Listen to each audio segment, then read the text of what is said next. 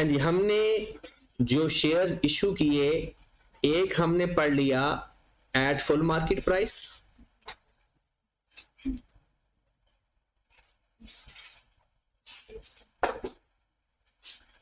Question के लिए simple इस अगर ये चीज आ जाए तो टाइम फैक्टर कंसीडर करते हैं, कोई इसका एडजस्टमेंट फैक्टर नहीं होता। दूसरे नंबर पर हमने पढ़ा बोनस इशू।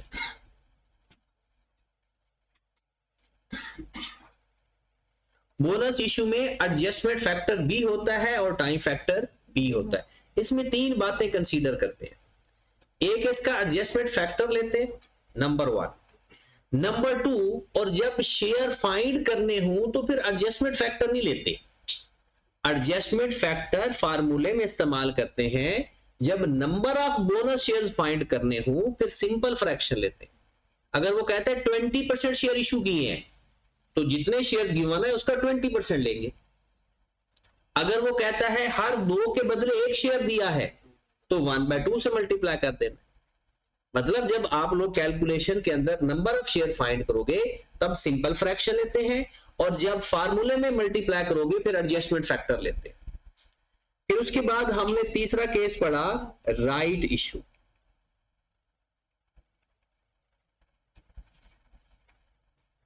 इसका भी एडजस्टमेंट फैक्टर होता है, इसका भी एडजस्टमेंट फैक्टर होता है। फुल मार्केट प्राइस वाला एडजस्टमेंट फैक्टर नहीं होता। आज जो हमने पढ़ना है नंबर 4 भी पढ़ना है और नंबर 5 भी पढ़ना है। वो नंबर 4 और नंबर 5 है क्या? एक है स्प्लिट शेयर्स,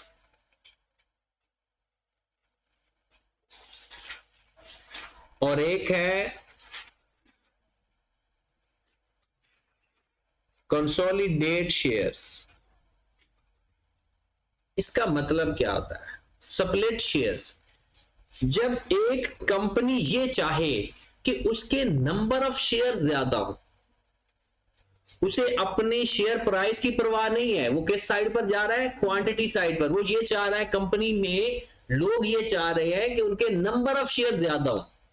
पहले नंबर ऑफ शेयर उनके पास हर बंदे के 5000 उसने शेयर इशू किए हुए at the rate of 100 each, तो उसके पास कितनी वैल्यू की अमाउंट पड़ी होगी? 5 लाख। अब उसकी मैनेजमेंट चाह रही है कि हमारे लोगों के नंबर ऑफ शेयर 10-10 हजार है, 20-20 हजार है, 15-15 हजार है, हमारे नंबर ऑफ शेयर सिर्फ 5000 है। वो आपके पास आ गया, कोई ऐसा जुगाड़ बताओ कि हमारे नंबर ऑफ शेयर ज्यादा हो जाए। तो हमने कहा नया शेयर इशू कर दो। कहते नहीं, ये भी नहीं करना चाहते।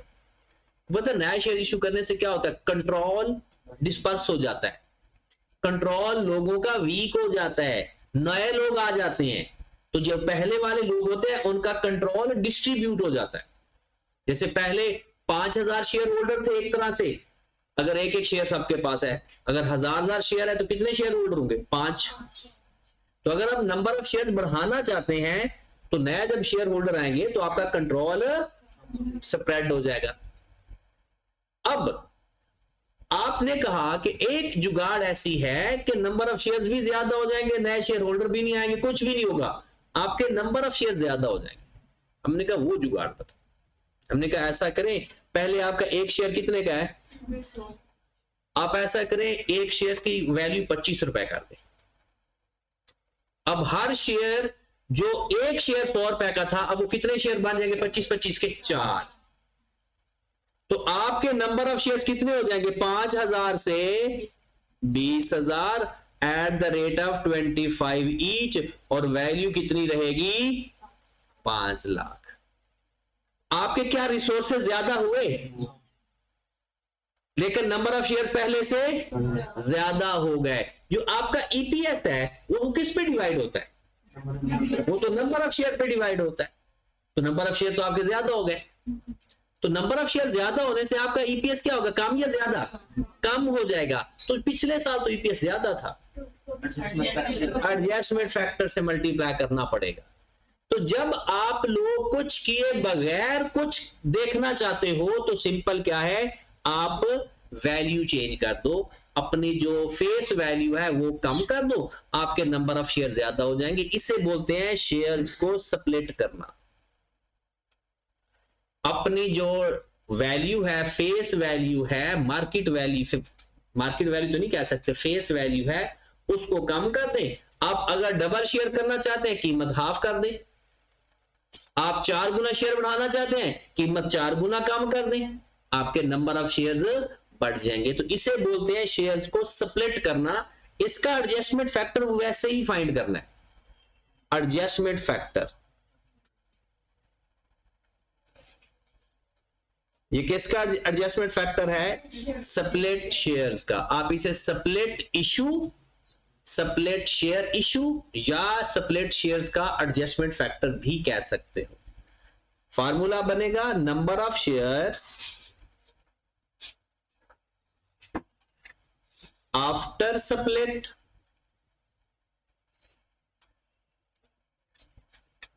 Divided by number of shares before split,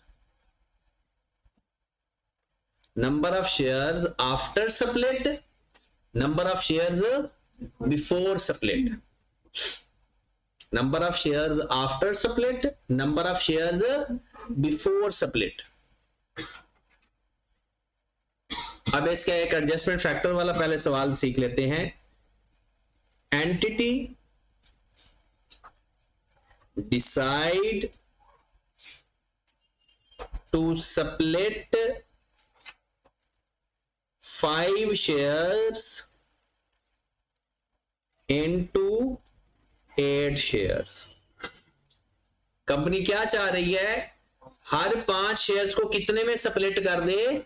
8 shares के अंदर। तो एडजस्टमेंट फैक्टर जिसका नाम बोला जाएगा वही बताएगा। एडजस्टमेंट फैक्टर, रुखसाना क्या आएगा adjustment factor?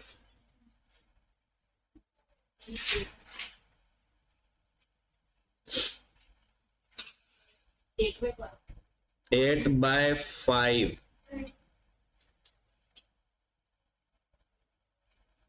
Fatima 13 by 5। Fatima 8 by 5। Munib 8 by 5। Malaika 8 by 5। आपका 13 by 5 रहने दो या 8 by 5 कर दो? हाँ 8 by 5। अब चेक करते हैं। देखिए एंटिटी ने डिसाइड किया 5 शेयर्स को स्प्लिट कर दे 8 शेयर्स के अंदर। तो जब स्प्लिट कर देगी तो वो 5 शेयर्स कितने बन जाएंगे? 13 बन जाएंगे या 8 बन जाएंगे? 8 बन जाएंगे। तो स्प्लिट के बाद 8 और स्प्लिट से पहले, तो एडजस्टमेंट फैक्टर क्या आ गया? Number of shares after split 8, number of shares before split 5। देखिए बोनस शेयर्स में और राइट शेयर्स में बड़ा ध्यान से अंग्रेजी पढ़ा करो, ठीक होगी बात? तो इसमें यही, इसके अलावा और कोई है ही नहीं कि टेक्निकल चीजें नहीं आती, जैसे परसेंटेज फॉर्म में नहीं आएगा, कोई और फ्रैक्शन नहीं आएगी, बिल्कुल सिंपल इसी तरह का ना सवाल आएगा। उसके बाद कंसोलिडेट के बारे में सुने फिर। अब कंसोलिडेट का लफ्जी मतलब क्या है भला? इकट्ठा कर दे। अब पहले एक एंटिटी के पास 5000 शेयर्स हैं at the rate of 100 each, और टोटल वैल्यू कितनी है? 5 लाख। पहले एंटिटी क्या चाह रही थी पिछले सिचुएशन के अंदर? कि नंबर ऑफ शेयर ज्यादा नजर आए, नंबर ऑफ शेयर्स ज्यादा नजर आए। जैसे अक्सर एक हम दोस्त गए तो पैसे हमारे पास थोड़े से थे, तो हम कोई चीज खाने की तलाश कर रहे थे, तो एक भाई साहब हमें कहते कि यार वो चीज लेना जो ज्यादा सारी है।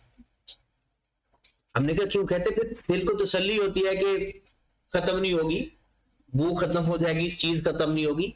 तो फिर क्या टारगेट होना चाहिए कि अगर ज्यादा चीज लेनी तो फिर सस्ती चीज ले, कम कीमत चीज ले। और दूसरा ये होता है कि यार क्वांटिटी को खैर है, क्वालिटी अच्छी होनी चाहिए, तो फिर वो महंगी चीज हो जाएगी।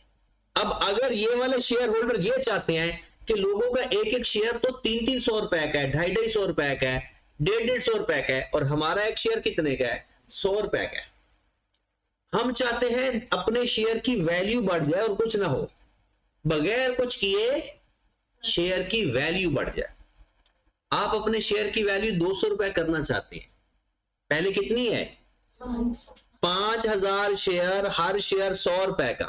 अब आप कहते हैं कि ऐसा करते हैं जिसके पास 2 शेयर है ना 100-100 रुपए के, उसको बनाते हैं एक शेयर, और वो शेयर कितने का हो जाएगा, 200 का एक शेयर। पहले 100-100 के वो कितने शेयर थे, 2। अब 200 का शेयर कितना हो जाएगा, ये शेयर इकट्ठा हो गया या अलग हो गए, कंसोलिडेट हो गए। कंसोलिडेट का मतलब होता है कंबाइन करना। तो कहता है जब एंटिटी की ये इंटेंशन हो कि नंबर ऑफ शेयर ज्यादा करने हैं, तो स्प्लिट कर दे, फेस वैल्यू अपनी कम कर दे। अगर कंपनी की ये इंटेंशन है कि वो फेस वैल्यू ज्यादा करना चाहती है, तो फिर वो क्या करे, स्प्लिट करे या कंसोलिडेट कर दे, कंसोलिडेट कर दे। 4 शेयर इकट्ठे कर देगी तो 400 का एक शेयर बन जाएगा, 3 शेयर इकट्ठे कर देगी तो 300 का एक शेयर बन जाएगा, वैल्यू बढ़ जाएगी शेयर की आपकी। तो कंसोलिडेट का बेसिकली मतलब क्या होता है, शेयर्स को इकट्ठा कर देना। तो अब इसका फार्मूला क्या होगा एडजस्टमेंट फैक्टर का, कंसोलिडेट इशू एडजस्टमेंट फैक्टर का।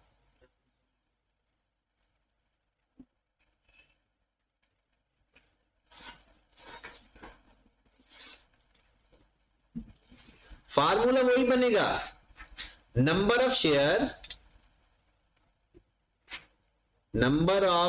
Shares after consolidate divided bye number of shares before consolidate, number of shares after consolidate और number of shares before consolidate। अब number of shares after consolidate, अब एक question देखते हैं, entity decided to consolidate 5 shares into 2 shares।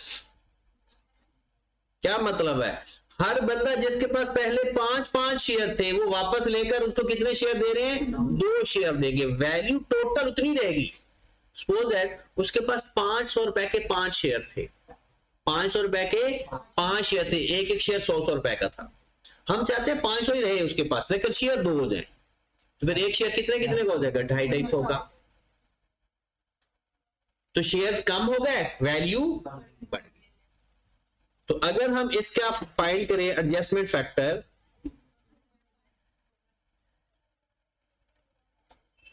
After consolidate कितने share हो गए, 2, और बिफोर कंसोलिडेट कितने थे, 5। ये एडजस्टमेंट फैक्टर आ गया कंसोलिडेट शेयर्स का। तो हमारे वो तरीका तो खत्म हो गया, अब सिर्फ क्वेश्चन है, बाकी वही फॉर्मेट वही है। एक छोटा सा कॉन्सेप्ट है, वो मैं कहता हूं कि जब आपके सामने क्वेश्चन आए, आप वो क्वेश्चन मुझसे रेज करो, फिर मैं बताऊं ताकि वो याद रह जाए।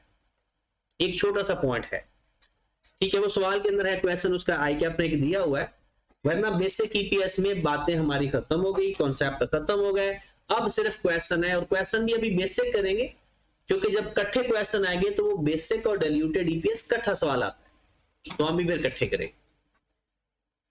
हाँ जी, तो सवाल लिखे जरा फिर एक,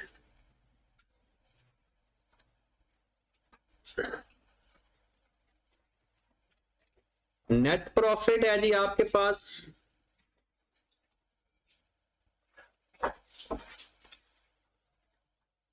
rupees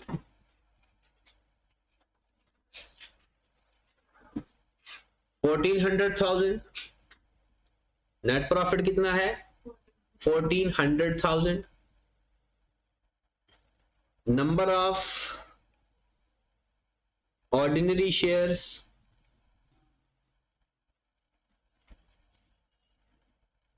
number of ordinary shares 8 lakh,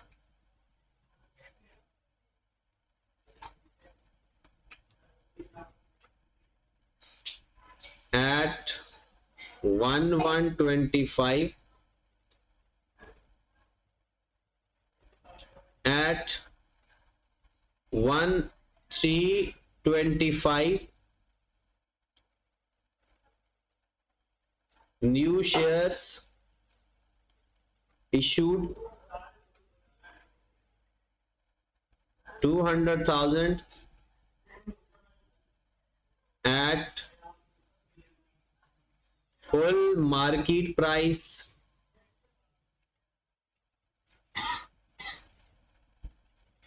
at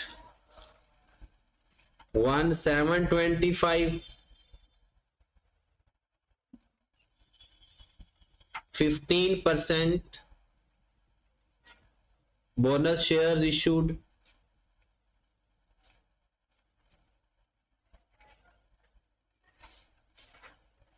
at 1,1125,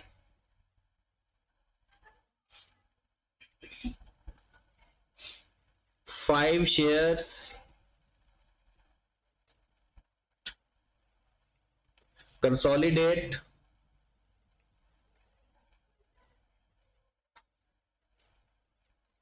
into 3 shares,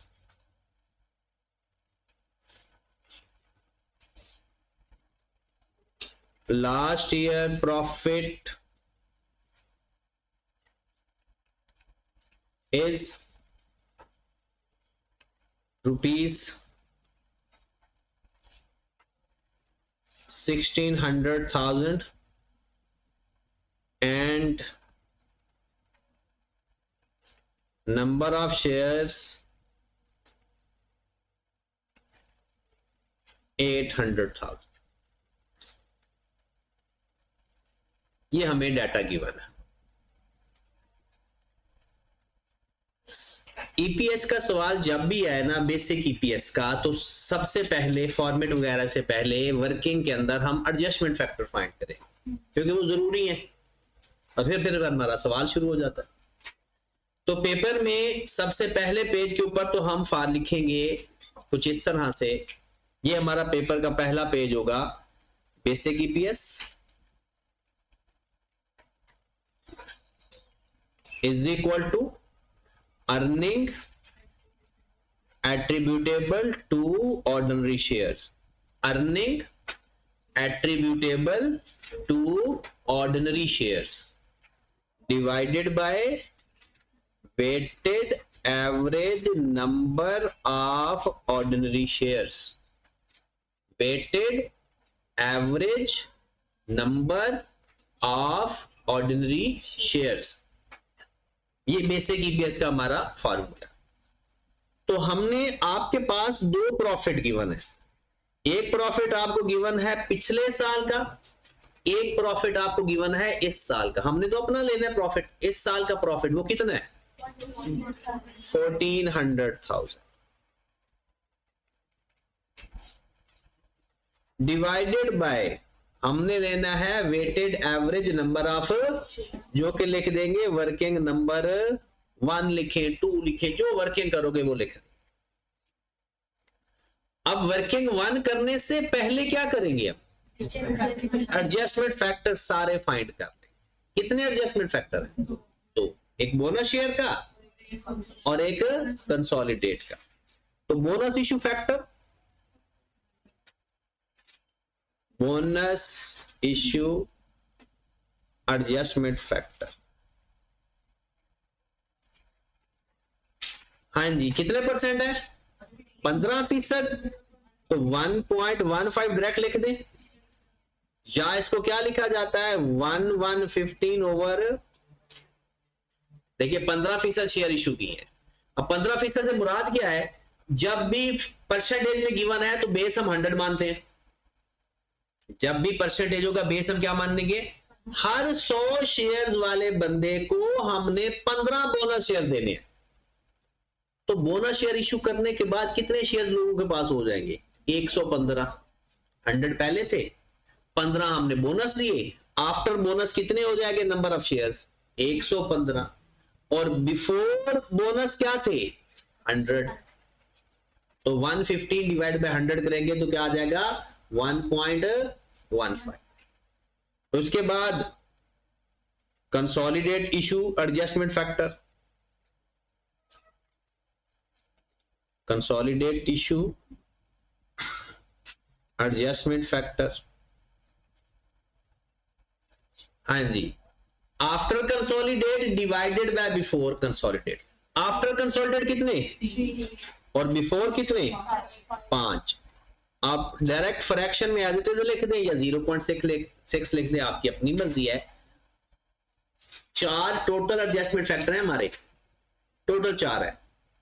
consolidate का आंसर हमेशा 1 से कम आएगा, बाकी सब का आंसर 1 से बड़ा होता है। कंसोलिडेट का आंसर हमेशा 1 से कम होगा, हमेशा, क्योंकि इसने कंसोलिडेट होना है, कम होना है। और बाकी तमाम केसेस के अंदर हमेशा हमेशा आंसर एडजस्टमेंट फैक्टर का 1 से ज्यादा ही आएगा। बताने का मकसद कि आप कभी अगर कोई गलती से आंसर चेंज होने लगे तो आपको बेस पता हो। अब हम वर्किंग 1 करने जा रहे हैं। वर्किंग 1 कह दो या इनको 1 कह दो, उसको वर्किंग 2 कह दो। Working number 1 weighted average number of shares.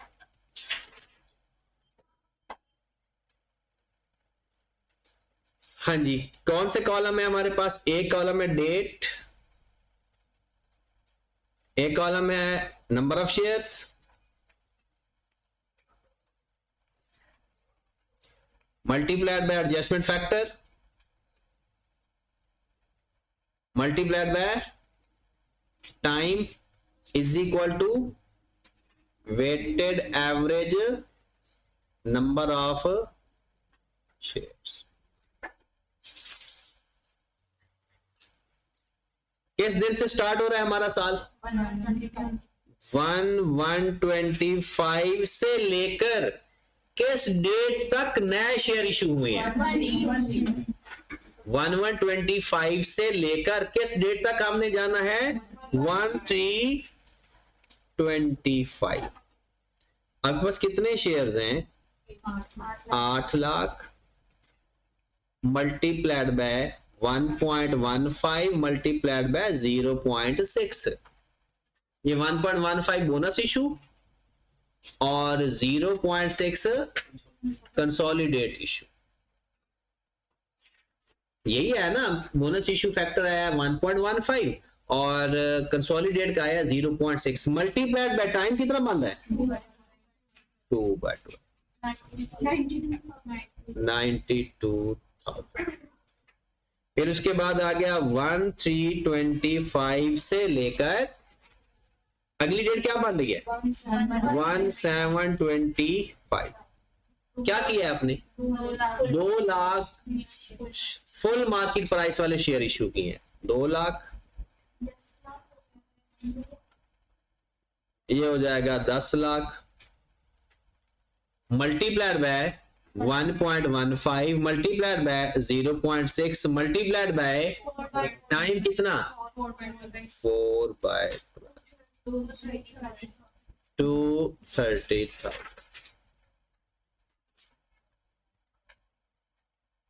Okay होगी बात। नेक्स्ट 1/7/25 से अगली डेट कौन सी है? 1/11/25। आपने 15% बोनस शेयर इशू किए हैं। जब ये काम आना है ना नंबर ऑफ शेयर पे डायरेक्ट करना है।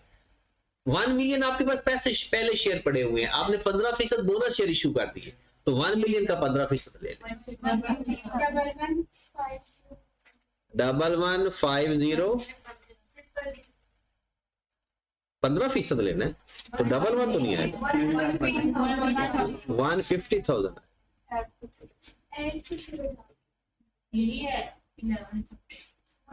1150,000 multiplied by 0.6 multiplied by time कितना है? 4/230। अच्छा, कुछ लोग सोच रहे होंगे कि अब हमने 1.15 क्यों नहीं मल्टीप्लाई किया। जब वो पर्सनल शेयर ऐड हो जाएंगे वो बोनस फैक्टर खत्म हो जाएगा। जब तक वो ऐड नहीं होगा तब तक लगेगा। जिस दिन वो खुद ऐड हो जाएंगे फिर बोनस फैक्टर, क्योंकि हमने लेना होता है जो पहले हैं उनको रीस्टेट करना है। कितना आ गया? 2,30,000। फिर उसके बाद 1/11/15 से लेकर दिसंबर 25 ये लास्ट और इंपॉर्टेंट है, क्योंकि माशाल्लाह आप लोग तो बस जो जैसा पढ़ाया जाए लकीर के फकीर, बल्कि लकीर के पक्के फकीर। जैसे अगर मैं 11,50,000 मेरे पास शेयर्स हैं, मैंने किस में कन्वर्ट करने हैं? कितनों को कितने में कन्वर्ट कर देना है? 5 को 3 में कन्वर्ट कर देना है। 5 को 3 में। तरीकाकार क्या होगा? जिसमें कन्वर्ट करना है मल्टीप्लाइड, और जो पहले है डिवाइड, वो given over given multiplied by required. Required कितने शेयर्स हैं? 3। तो क्या करेंगे, मैं यहां पर छोटी सी वर्किंग करने लगा हूं। 11,50,000 मल्टीप्लाइड बाय 3/5, 690,000। क्या इसको 11,50 में प्लस कर दूं? जैसे नॉर्मल हम प्लस करते हैं, इसको प्लस नहीं करेंगे, क्योंकि ये 11,50,000 कन्वर्ट कर दिया है 6,90,000 के अंदर, कंसोलिडेट कर दिए। अगर किसी ने 11,50 में 6,90 ऐड करके 17,40 या 17,40 कर दिया या 18,40 कर दिया, वो सही कंसोलिडेट हुआ। 11,50 से 18,40 हो गए। कंसोलिडेट करने हैं ना, कम करने हैं ना। तो आप लोगों ने स्प्लिट और उसके अंदर कंसोलिडेट के अंदर आप अगर देखना ऐसे करके ना लाइन लगा दिया करो, ताकि आपको पता चल जाए कि इसको प्लस ये किस में करना है। स्प्लिट में भी ऐसा करना है, कंसोलिडेट में भी ऐसा करना है, कि उसमें प्लस नहीं करने। डायरेक्ट जो स्प्लिट करोगे वही आपके नए नंबर ऑफ शेयर्स हैं। मल्टीप्लाइड बाय, अब आप कहेंगे सर आपने तो 0.6 मल्टीप्लाई किया ही नहीं, वो क्योंकि अब कंसोलिडेट हो चुके हैं तो अब वो फैक्टर नहीं लग रहा। 115 667 ये आपके पास आ गए weighted average number of share. Weighted average number of share. सवाल हो गया आपका? सवाल नहीं, टॉपिक ही हो गया। बेसिक ईपीएस में सिर्फ एक कॉन्सेप्ट रह गया, बाकी वो अंग्रेजी का हेर फेर करेगा, अजीब अजीब चीजें और कर सकता है, बट कॉन्सेप्ट यही है। हाँ जी, बेसिक ईपीएस वापस चलते हैं। वर्किंग नंबर 1 कितना? 667,000। हमारे पास बेसिक ईपीएस आ गया 2.0। ये है हमारे पास इस साल का बेसिक ईपीएस। अब हम रीस्टेटेड ईपीएस फाइंड करना चाहते हैं पिछले साल का। उसके दो तरीके हैं, या उसके नंबर ऑफ शेयर रीस्टेट कर दो, या उसका ईपीएस रिपीट कर दो। यहां पर ही लिख देते हैं रीस्टेटेड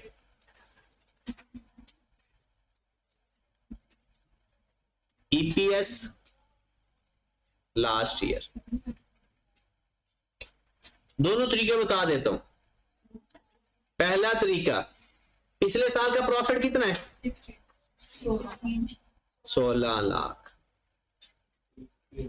पिछले साल के नंबर ऑफ शेयर कितने हैं? 8 lakh. Multiplied by 1.15 multiplied by 0.6। क्या करना है? अगर पिछले साल का ईपीएस रीस्टेट करना है तो उसके नंबर ऑफ शेयर रीस्टेट कर दे, बिल्कुल वैसे ही जो एडजस्टमेंट फैक्टर है उसको मल्टीप्लाई कर दे। कितना आंसर आ गया? 2.88। 8 9। एक तरीका।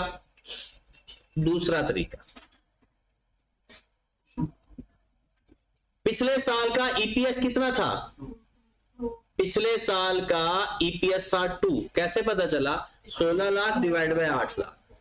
ठीक है, पिछले साल का प्रॉफिट डिवाइडेड बाय पिछले साल के शेयर्स मल्टीप्लाइड बाय जितनी आपकी फ्रैक्शंस हैं उसके रेसिप्रोकल से मल्टीप्लाई कर दो।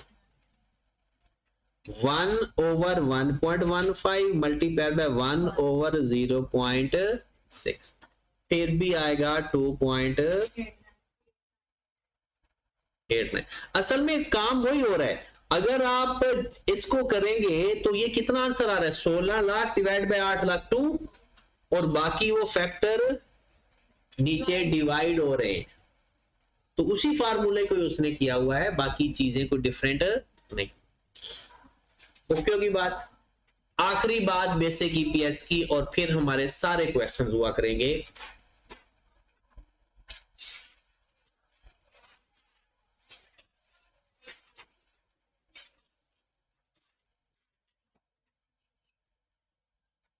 हमारा करंट ईयर है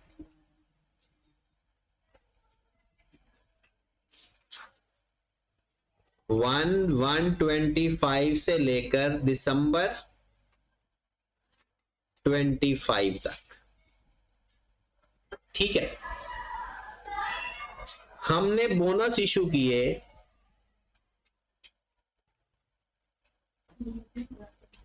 1/7/25। हमने राइट इशू किए 1/10/25। हमने फिर बोनस इशू किए 1/2/26। हमने फिर बोनस इशू किए 1/8/26।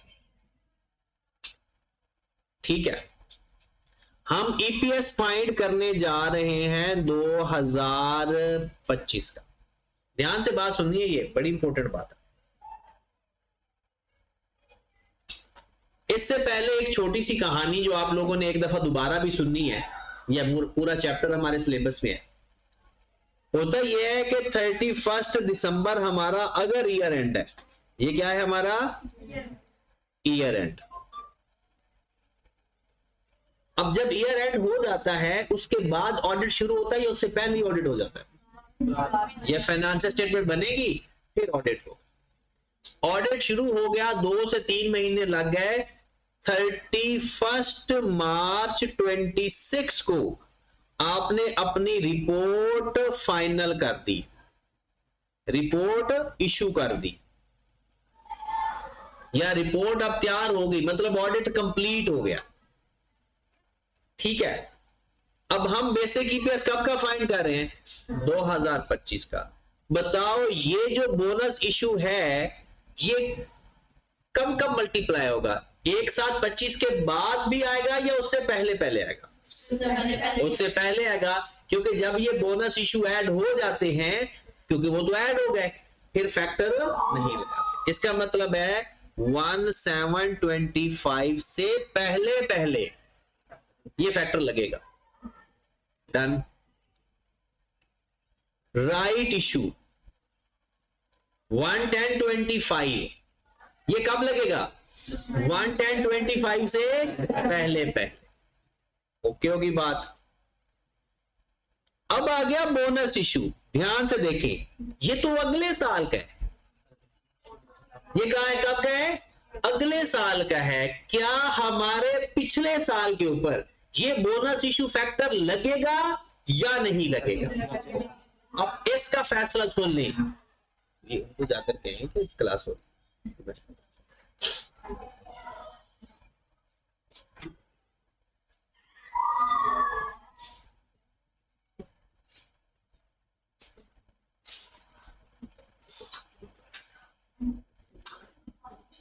हाँ जी, इंपॉर्टेंट बात।